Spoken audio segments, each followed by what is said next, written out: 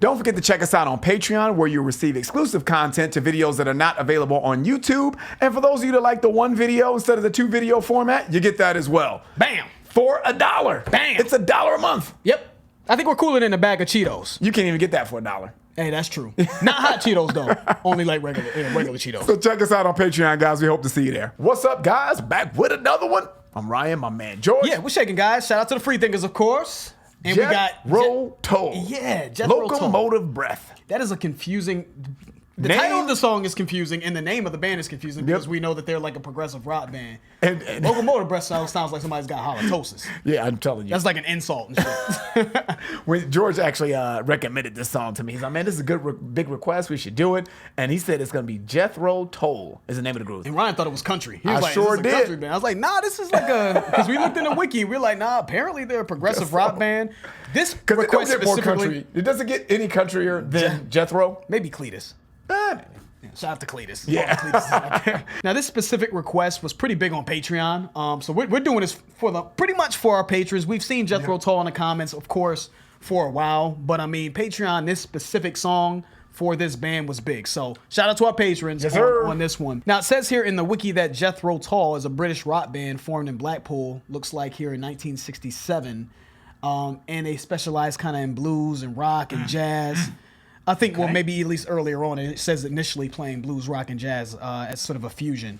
And I guess they later developed their sound into incorporate elements of hard rock and folk rock. Okay. And then eventually progressive rock. Gotcha. You know what I mean? So I'm not sure if this is the blues rock Jethro Tull or if this is going to be the progressive or the blues jazz Jethro Tull, or if this is going to be the progressive rock Jethro Tull. I'm not sure. Or a combination of everything. Maybe incorporate. I don't know. They achieved commercial success in '69 with the folk-tinged blues album Stand Up, which reached #1 in the UK, and they toured regularly in the UK and the US. The musical style shifted in the direction of progressive rock with Aqualung in 1971. So this song was made in 1971, and it's off Aqualung. So I'm expecting more progressive rock then. Perfect. Okay, and this band sold like 60 million records worldwide, they said. So they've had commercial success. Rolling Stone said they've been described as one of the most commercially successful and eccentric progressive rock bands ever. Okay. So how can you be commercially successful and be eccentric? That doesn't seem to go together. You know what I mean? So typically, if you're eccentric, it doesn't have you don't have mass appeal. Yeah. So they were able to kind of walk that line. It looks like so. Let's get into this band, man. This has been a big request. Like I said, dominated on Patreon. You guys wanted it, so we gonna give it to you, man. Jethro Tull, Locomotive Breath.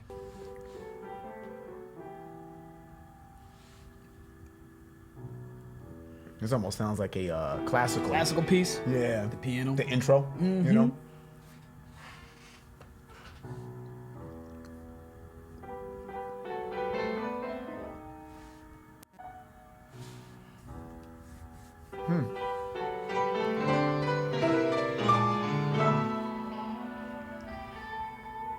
Okay.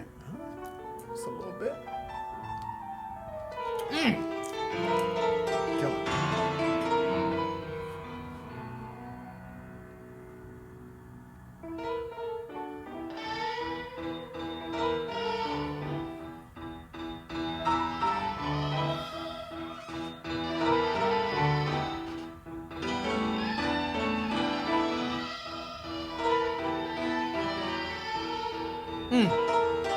They fuse the guitar with the piano very well in this.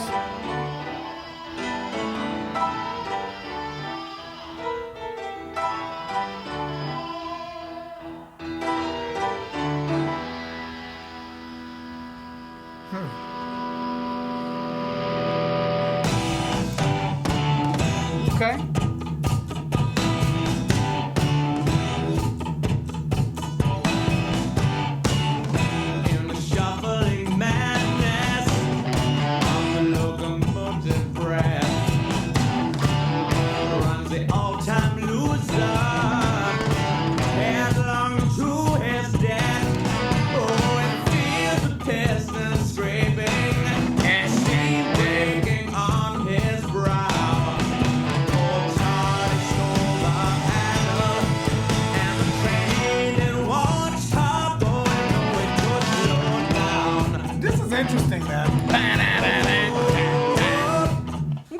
Okay. This is interesting, huh? Because I really didn't expect it to sound the way it sounded when it started. Mm-hmm. You know, when it started, it sounded like a classical piece to me, but then it kind of morphed into like this little jazzy type of beginning, and then the beat dropped. Well, the groove drop, I should probably say, and it changed again to blues. Yeah, you know, so straight up blues. To me. I don't know what to feel because I think the description that you read earlier kind of is right in line with what we're hearing. We're hearing a lot of different fusion of a lot of different sounds, but it works though. It's working for me. Yeah, you know, it's different, but it's working. I'm not sure how I feel about the vocalist, to be honest with you. I'm not sure if I like the vocalist's voice. It's kind of taking me out of the song. Yeah, okay. It's a little rough to me. And that's just my initial instinct. I hear what you hear, though. I hear what you hear. Yeah, I'm not sure how I feel about it. But I really enjoyed the classical piano in the beginning. And I loved how they sort of fused that with... Because I'm trying to think of an instance where I've heard the classical piano fuse very well with a guitar solo. Because that was a piano solo mixed with a guitar solo in the beginning. And I thought they fused it very well. It seemed to mesh very well. Mm-hmm. And like you said, that transition into this night blues, and even these riffs. Now I feel like I've heard that in a billion blues songs. So it seems like a core element that they really took from blues to mesh with everything else. So like you said, I feel like it's working. This sort of fusion of these different elements of music. Mm-hmm. But the vocals are kind of taking me out of it a little bit. But we'll see. You know. Okay. See how the song goes as we progress, man. Well, all right. We'll see. Let's keep it going. Let's get back to it.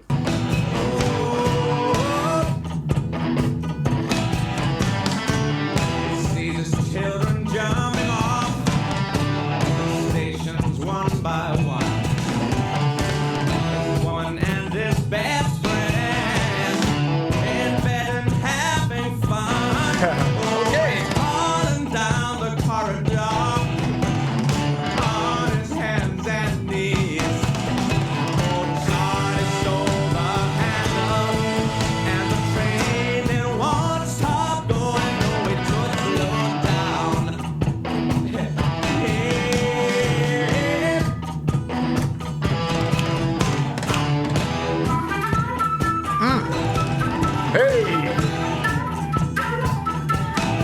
Is on the flute, jamming.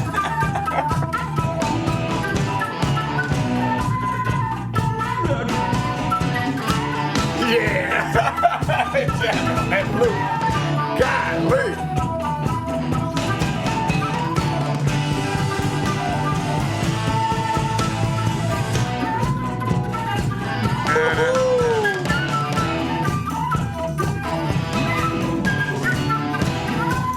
Yeah, that mother on that flute is jamming.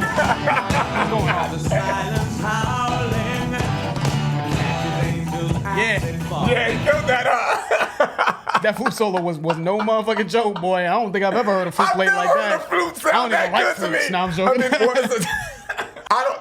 You know, George has said this. I don't know if you ever said this on camera, but we talk about this a lot. When you hear something done at a very, very high level, and you're like, I really don't fuck with this, but that is great, you know. And you see somebody that is doing something at a very, very high level, and I don't know if maybe I just haven't listened to enough flute players. Yeah. But one thing I do know is that shit, he went off. That was almost like a if I gave you an analogy, it's almost like a rapping freestyle. He just like went crazy on that flute. Yeah, he or she. I mean, it could be a female as well, but whoever it was lost their fucking mind on that flute. He really did crush that. He just killed that. I didn't expect a flute solo. I can assure you that I did not expect that. Just totally off guard. Now, if that is if that's the singer, then he might be redeeming himself, because I don't like the singer's voice at all. I'm gonna keep it real with you. So if the singer is playing the flute, you might have redeemed yourself, my man. You know what I'm saying? At least in my book. I got you. You know, I'm just not feeling his voice. I think his voice is very, very rough to me. It's almost kind of like flat and. But let me ask you this though, man. Do you think his voice is totally destroying the song? It's taking me out of the song. Yeah, it is. It's taking me out of the song. My thing about it, if it's not going to, if what you're doing, if what you're doing is going to stop me from probably revisiting it, or it doesn't really motivate me to revisit it, then yes, it's hurting the song. I just don't know if I can see myself listening to the song because of how his voice sounds. there's some good elements in it though, man. I love the piano, I hear guitar you, though. solo in the beginning, but his voice is just rough. And I don't think his voice is great. But one thing that I don't really believe it has to be in this song. I really like the instrumentation in this song, and I like that he has a grit to his voice, and it's not like he's trying to be glossy. You feel like it's gritty? I think it's just very like he's like da, da, da. It just seems like he's struggling. if we were at a jazz club and the band is just kind of just going off. They're just playing their ass off, and someone from the audience wanted to get up and just sing something, you know, and just kind of like croon a little bit. Okay. That's what it sounds like to me. Somewhat like a random person from the audience wanting to get up and sing. That's exactly what it sounds That's what like. it sounds like, right? like a random dude. There you go. To me, But when I hear this groove, da da da da da da, that to me is like, okay, the floor is yours. Now show me something. Show me like this different level of vocal ability. Okay. And maybe it's just because I'm used to hearing blues songs where people really can sing at a certain level. So when he's just when it pauses and I hear his voice, it's his time. Yeah, I get it. And I don't feel like he's delivering it very well. But I can understand why people would look at this song and think that we would love it because it has that blues feel to it. You know what I mean? But I just think I don't know, man. Maybe I'm thinking of different blues singers that I think would murder this. Yeah. Like murder this vocally. Yeah, You know what I'm saying? I get it, man. So let's keep it going though. That's where I'm at.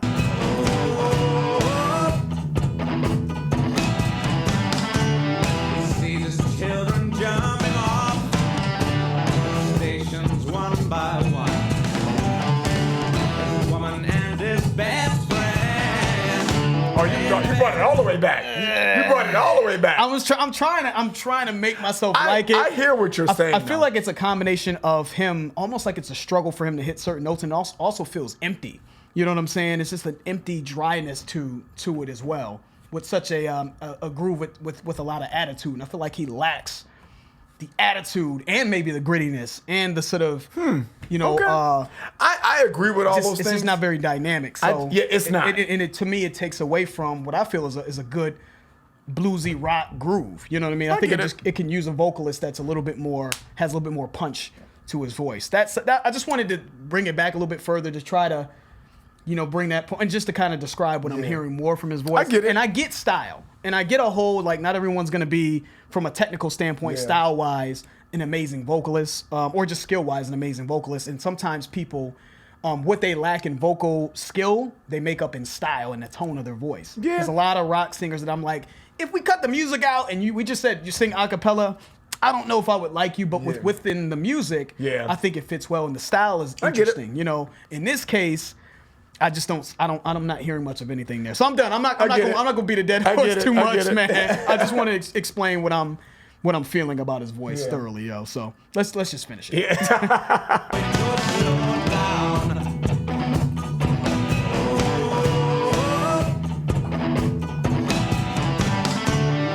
See these children jumping off stations one by one.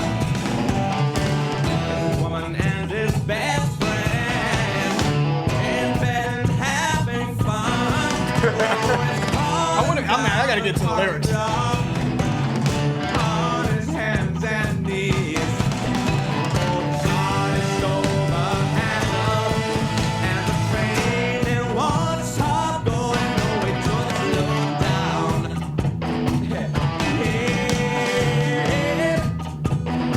Like I want to hear like a woo.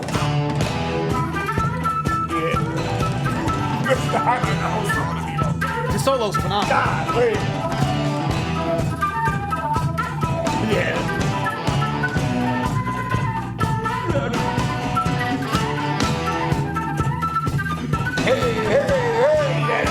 Jam it.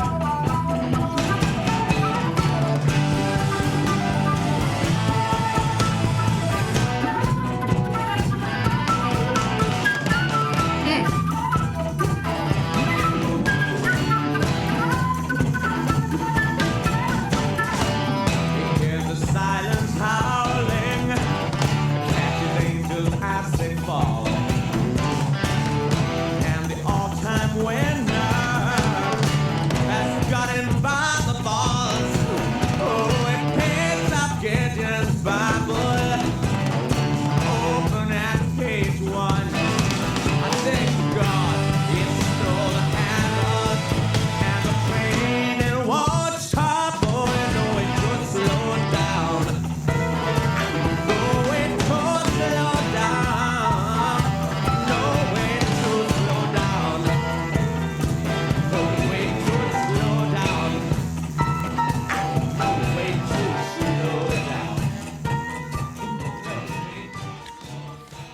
see why they you guys picked that for us to kind of review though. You know what I mean? That to me would outside of the vocals is kind of in line with what we tend to like. I will say also that the groove kind of got, again, I don't mind repetition if I like what's being repeated. If I love what's being repeated, let me rephrase that. And I don't know if I loved the da-na-na-na-na the entire time. You know what I mean? I don't know if I loved that. I liked it, and so I could see myself maybe after going back to this and trying to listen to it again, kind of being just over that same sort of repeated those drumming riffs or whatever the case may be. So this was, I get it. This was, I respect the flute. The flute solo was fucking amazing. Yeah. Maybe we need to get into the lyrics as well. We'll probably just break the lyrics down here in a little bit, but flute solo was amazing. I did like the grooves, didn't love them. I think his voice really took away from the song. So this was just, not for me, but I get it. I get why people would like this song. So salute to these guys, man. I definitely want to hear something else from them. And also, the classical piece in the beginning lets me know that this band, in terms of just how they're able to blend different genres in terms of sophistication, I'm sure is at a different level. Because I think I've heard about the Aqua Lung.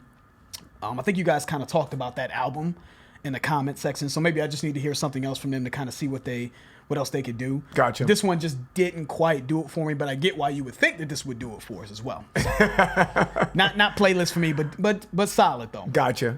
Shout out to who did the flute solo, man. One thing that we do agree on is that flute went crazy. I may want to. That almost inspires me to want to try to take up the flute, man, because that was incredible, man. And I don't really use that word a lot. That really resonated with me. I really liked that part. That's great. I thought that was incredible. But the whole song, man, in its totality, man, I think it gave us exactly what you mentioned at the beginning.